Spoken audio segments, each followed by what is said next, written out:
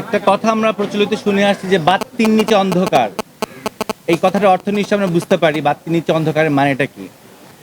এই যে জুলাই সনদের স্বাক্ষর দিবসের দিন যে বাতির নিচে অন্ধকারটা আমরা দেখলাম, সংসদের দক্ষিণ প্লাজায় যখন স্বাক্ষরের একটা মঞ্চনাটক অবস্থান হচ্ছিল, ঠিক তার সামনেই মানিক মে এভিনিউ চত্বরে এই যে জুলাই যোদ্ধাদেরকে যে বেধড়ক পেটানো হলো, আমার কাছে এটা মনে হলো যে এটা আসলে বাতির নিচে অন্ধকার।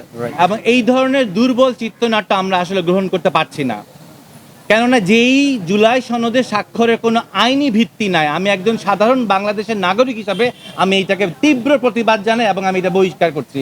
এই ধরনের জুলাই স্বাক্ষরকে আসলে বাংলাদেশের এই জনগণকে, এই জুলাই যোদ্ধাদেরকে আসলে বৃদ্ধাঙ্গুল দেখানো এবং অপমানের একটা সামিল। তারপরে আসুন, এই যে আমরা হোলি খেলা, আগুনের হোলি খেলা নিয়ে মেতেছে Bangladesh, sabotage sabotage sabotage sabotage যদি হয় তাহলে আপনারাই বলেন যে এই ইন্টেলিজেন্স ব্যুরোর কাজ কি, তারা কি করছে, কোথায় কোন কোন জায়গায় দুর্বল জায়গাগুলো হাত দিচ্ছে তারা, তাহলে তাদের ভূমিকাটা কি, আইনি নিরাপত্তাটা কোথায়?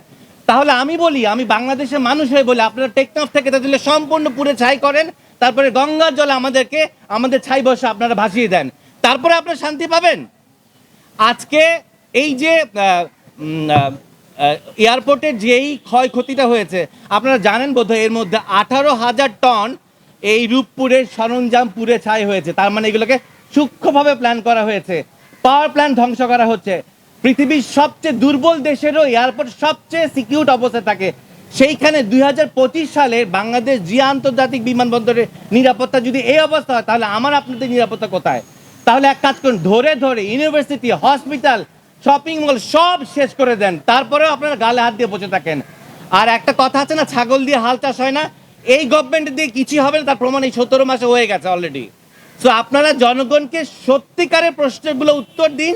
এই অগ্নিকাণ্ডের আসলে হোতা কারা এবং এটার প্রতিরোধ কোথায় করতে হবে, একদম খুব শর্ট নোটিস আপনাদেরকে দিতে হবে, নইলে কিন্তু সম্ভব না।